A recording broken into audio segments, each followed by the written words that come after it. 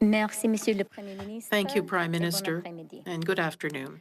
Quand nous nous sommes réveillés ce matin, When we woke up this le morning, monde était différent. the world was different. La Russie a lancé une attaque Russia brutale launched a et non brutal provoquée and unprovoked contre attack l'Ukraine. against Ukraine, Un pays de plus de 40 millions a d'habitants country with a population qui of ne over demande 40 que million la people, paix et la liberté. which only wants peace and Today, freedom. We woke up to a changed world. Russia has launched a brutal and unprovoked attack on Ukraine, a country of more than 40 million people who have sought nothing but peace and freedom. The horrific human costs of this cruel invasion are the direct and personal responsibility of Vladimir Putin, who has chosen to invade a sovereign democracy and challenge the rules-based international order. History will judge President Putin as harshly as the world condemns him today. Today, he cements his place in the ranks of the reviled European dictators who caused such carnage in the 20th century. The response by Canada and our allies will be swift, and it will bite. This barbaric attack cannot and will not be allowed to succeed. To my own Ukrainian-Canadian community, let me say this.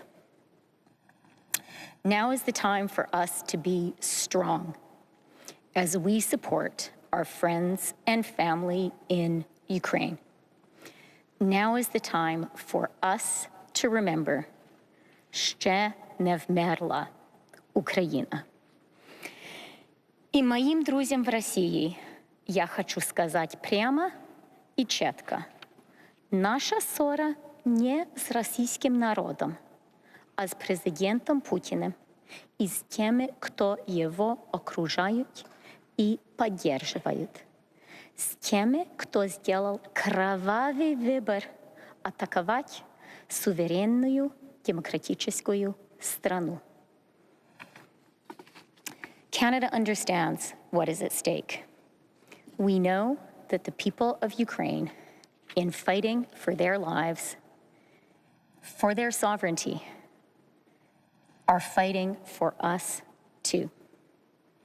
They are fighting for democracy, and we stand with them. Thank you very much. Et je passe maintenant la parole I'll now give the floor to my colleague, the Minister of Foreign Affairs, Mélanie Joly.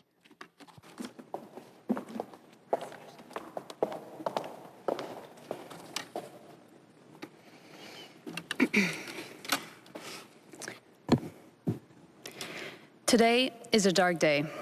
Last night, Russia launched an unjustified attack on Ukraine. Over the past several months, we have said that Russia was positioning troops and equipment to invade Ukraine.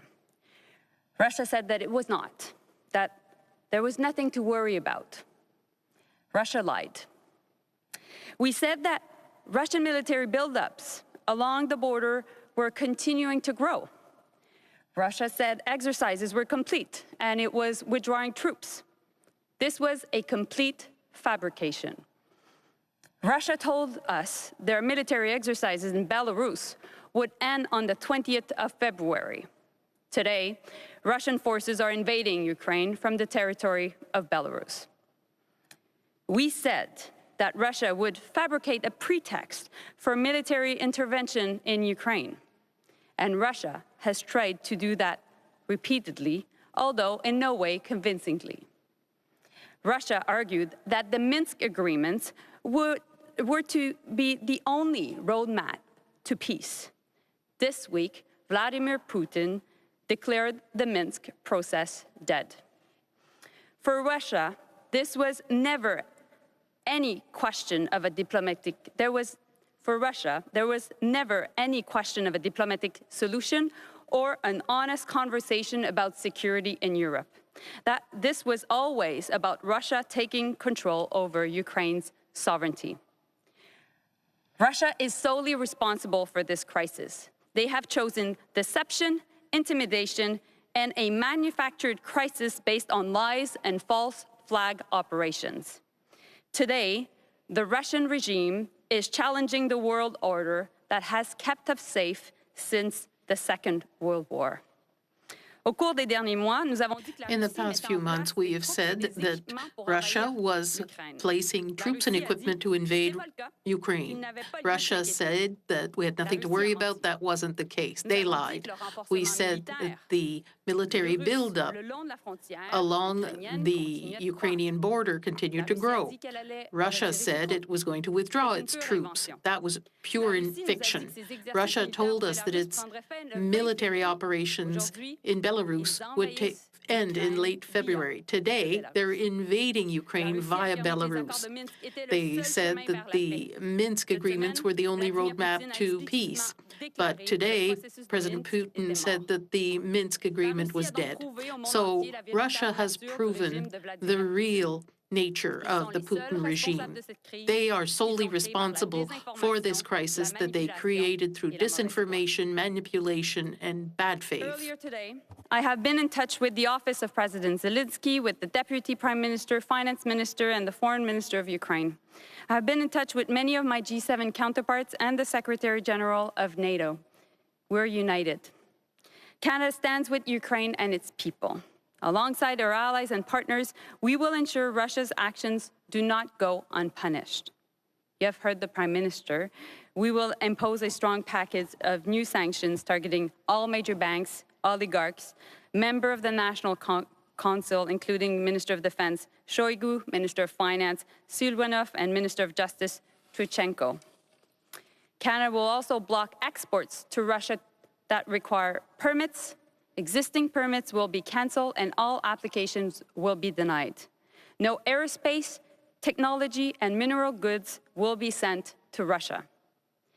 Canada has one of the strongest package of sanctions being released today. And together with those from our allies, we're inflicting severe pain on the Russian regime and the Russian economy. We call on Russia to stop its attack immediately and to return to the path of dialogue and diplomacy. This madness has to stop. As you heard the Prime Minister say, we are imposing new sanctions against large Russian banks, oligarchs who are part of the close inner circle of President Putin, the Minister of Defense, the Minister of Finance, and the Minister of Justice. Canada will also block all exports to Russia that require permits. Existing permits will be cancelled and all applications will be refused. Nothing regarding aerospace technology or minerals can be exported to Russia. Canada has put in place one of the most vigorous series of sanctions possible, and our goal is to weaken the Russian regime and its economy. I also spoke again this morning to Canada's ambassador to Ukraine. Our staff are now safely in Poland. As soon as we're able to ensure adequate delivery of services, they will return to Ukraine. Consular services remain available to Canadians in Ukraine. Information on how to reach Global Affairs can be found on our website and on my social media channels. Should there be a surge in demand for consular assistance, we are ready. Our teams in Ottawa, Warsaw, and major European cities are on standby to support. The safety and security of all Canadians is our highest priority.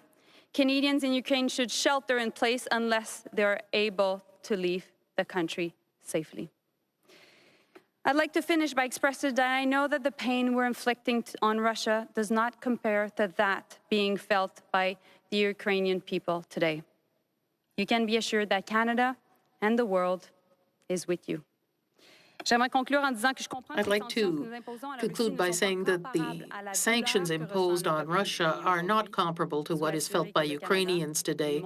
Rest assured that Canada and the rest of the world is with you today. Thank you. I will now pass the floor to my colleague, Anita Anand.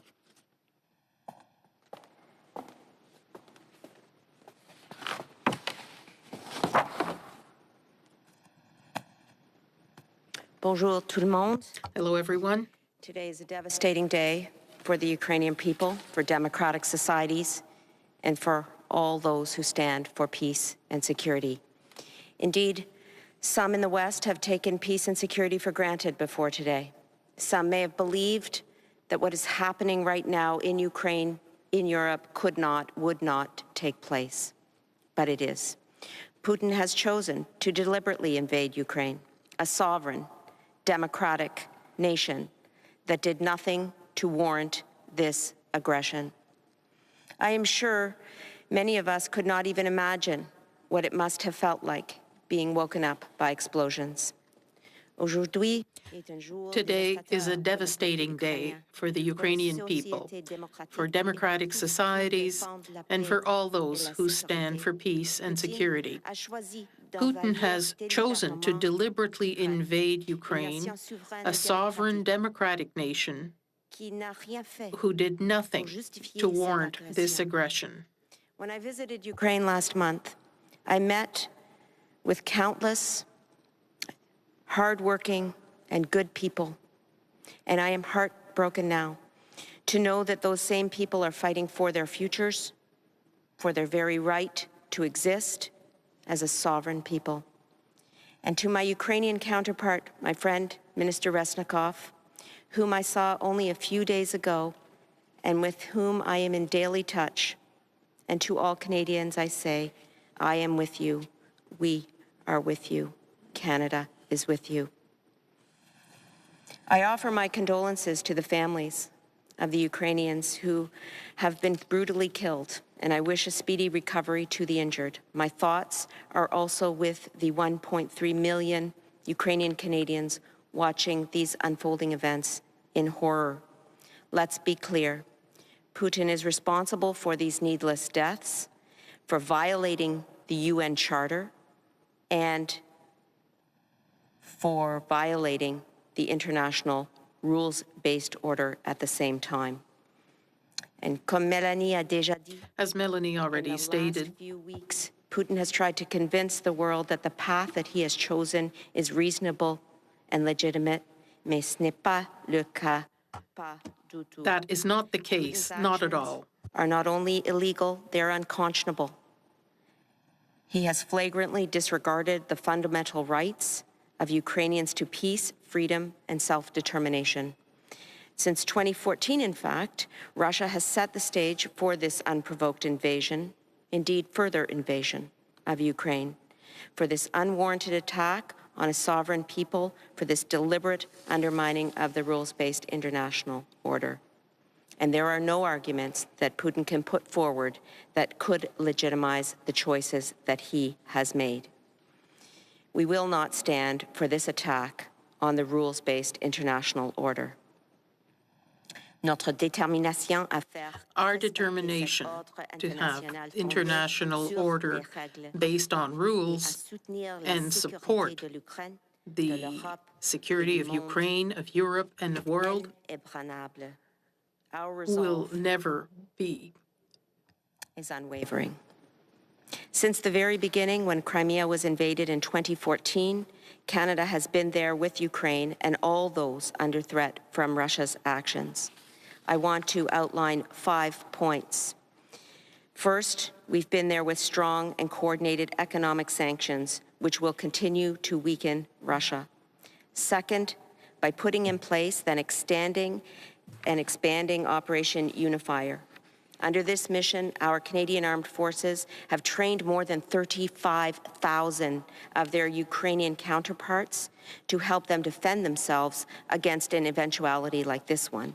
We have watched Ukraine's soldiers become a more disciplined, more agile, and more effective fighting force. And as soon as conditions allow, we will continue to provide training and capacity building to the Ukrainian military under Operation Unifier. We have also been providing support from a cyber perspective and will continue to do so.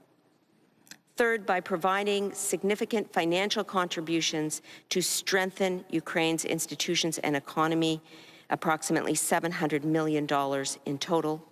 Fourth, by providing nearly $10 million worth of lethal and non-lethal equipment, which has arrived in full and in time to be effective and useful.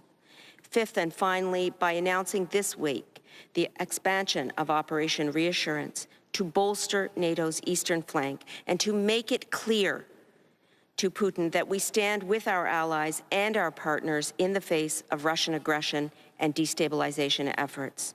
We have also placed 3,400 military personnel across all branches of the service on standby to deploy to the NATO response force should they be required. We have constantly demonstrated, in short, our support for our allies and our partners in the face of authoritarianism and such aggression. I want to personally thank our Canadian Armed Forces for the critical work that they have done to prepare our Ukrainian friends for this fight. In the coming days, months, and years, your country will continue to ask more of you. Given the increasingly dangerous world, just made significantly more dangerous, your service is more important than ever. And I will do everything in my power to ensure that you are resourced to fight and win. And I can confirm that Canadian Armed Forces are ready to assist with the whole of government efforts in the region. Finally, I will remain in close contact with our NATO allies, our Ukrainian partners, and with Minister Resnikov. We cannot allow Putin to redraw maps and to rewrite history to suit his own purposes. We must and we will stand up against these efforts to sow discord, deceit, and violence. We cannot allow Putin to redraw maps and rewrite history to suit his own purposes. At this pivotal time for Ukraine, for Europe, and for the world, Canada and our NATO allies are more united, more resolved, and stronger than ever before.